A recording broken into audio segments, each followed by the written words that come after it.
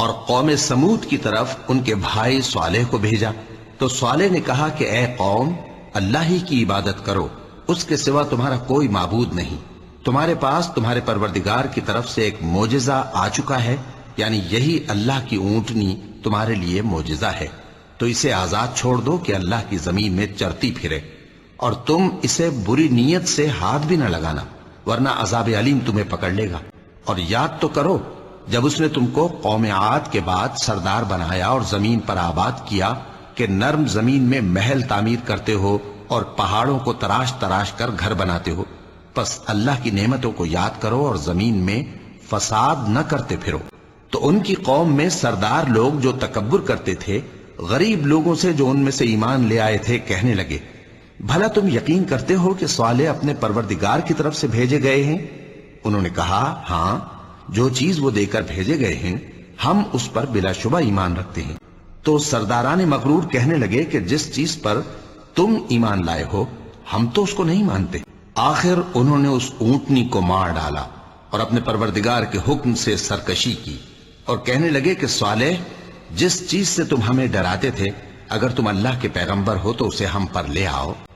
پس ان کو زلزلے نے آ پکڑا، سو وہ اپنے گھروں میں اوندھے پڑے رہ گئے۔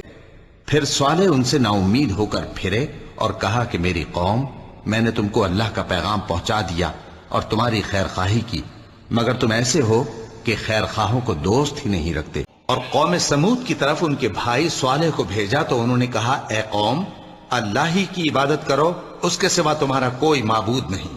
اسی نے تم کو زمین سے پیدا کیا اور اس میں آباد کیا، تو اس سے مغفرت مانگو اور اس کے آگے توبہ کرو، بے شک میرا پروردگار نزدیک بھی ہے اور دعا کا قبول کرنے والا بھی ہے۔ انہوں نے کہا کہ صالح، اس سے پہلے ہم تم سے کئی طرح کی امیدیں رکھتے تھے، اب وہ منقطع ہو گئی۔ کیا تم ہم کو ان چیزوں سے منع کرتے ہو جن کو ہمارے بزرگ پوجتے آئے ہیں؟ اور جس بات کی طرف تم ہمیں بلاتے ہو اس کی طرف سے ہم بڑے بھاری شک میں ہیں۔ صالح نے کہا، اے میری قوم، بھلا دیکھو تو، اگر میں اپنے پروردگار کی طرف سے کھلی دلیل پر ہوں اور اس نے مجھے اپنے ہاتھ سے نبوت کی نعمت بخشی ہو، تو اگر میں اللہ کی نافرمانی کروں تو اس کے سامنے میری کون مدد کرے گا؟ تم تو کفر کی باتوں سے میرا نقصان ہی کرتے ہو۔ اور یہ بھی کہا کہ اے قوم، یہ اللہ کی اونٹنی تمہارے لیے ایک نشانی یعنی معجزہ ہے، تو اس کو چھوڑ دو کہ اللہ کی زمین میں جہاں چاہے چرتی پھرے، اور اس کو کسی طرح کی تکلیف نہ دینا، ورنہ تمہیں جلد عذاب آ پکڑے گا۔ مگر انہوں نے اس کو کاٹ ڈالا۔ تو صالح نے کہا کہ اپنے گھروں میں 3 دن اور فائدے اٹھا لو، یہ وعدہ ہے کہ جھوٹا نہ ہوگا۔ پس جب ہمارا حکم آ گیا تو ہم نے صالح کو اور جو لوگ ان کے ساتھ ایمان لائے تھے ان کو اپنی مہربانی سے بچا لیا اور اس دن کی رسوائی سے محفوظ رکھا۔ بے شک تمہارا پروردگار طاقتور ہے، زبردست ہے۔ اور جن لوگوں نے ظلم کیا تھا ان کو چنگھاڑ کی صورت میں عذاب نے آ پکڑا تو وہ اپنے گھروں میں اوندھے پڑے رہ گئے، گویا کبھی ان میں بسے ہی نہ تھے۔ سن رکھو کہ قوم سمود نے اپنے پروردگار سے کفر کیا، اور سن رکھو قوم سمود پر پھٹکار ہے۔ قوم سمود نے بھی پیغمبروں کو جھٹلایا جب ان سے ان کے بھائی صالح نے کہا کہ تم ڈرتے کیوں نہیں؟ میں تو تمہارا امانت دار پیغمبر ہوں، تو اللہ سے ڈرو اور میرا کہا مانو، اور میں اس کا تم سے بدلہ نہیں مانگتا، میرا بدلہ رب العالمین کے ذمہ ہے۔ کیا جو چیزیں تمہیں یہاں میسر ہیں ان میں تم یوں ہی بے خوف چھوڑ دیے جاؤ گے؟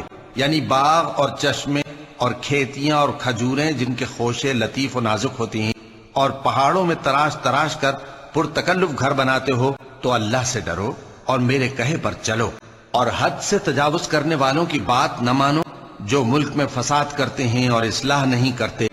وہ کہنے لگے کہ تم تو جادو زدہ ہو، تم اور کچھ نہیں، ہماری ہی طرح کے آدمی ہو، اگر سچے ہو تو کوئی نشانی پیش کرو۔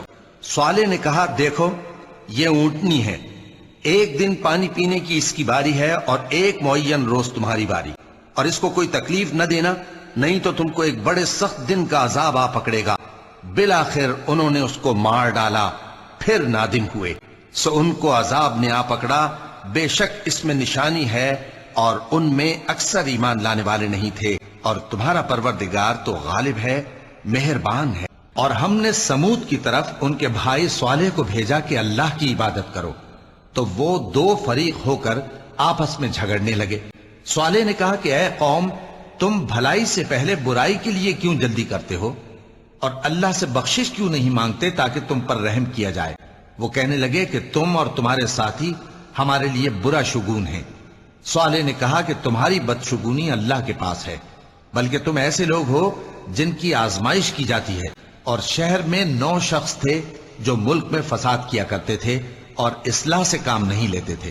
کہنے لگے کہ اللہ کی قسم کھاؤ کہ ہم رات کو اس پر اور اس کے گھر والوں پر شبخون ماریں گے، پھر اس کے وارثوں سے کہہ دیں گے کہ ہم تو اس کے گھر والوں کے موقع ہلاکت پر تھے ہی نہیں، اور ہم سچ کہتے ہیں۔ اور وہ ایک چال چلے اور ہم نے بھی ایک تدبیر کی اور ان کو کچھ خبر نہ ہوئی، تو دیکھ لو کہ ان کی چال کا انجام کیسا ہوا۔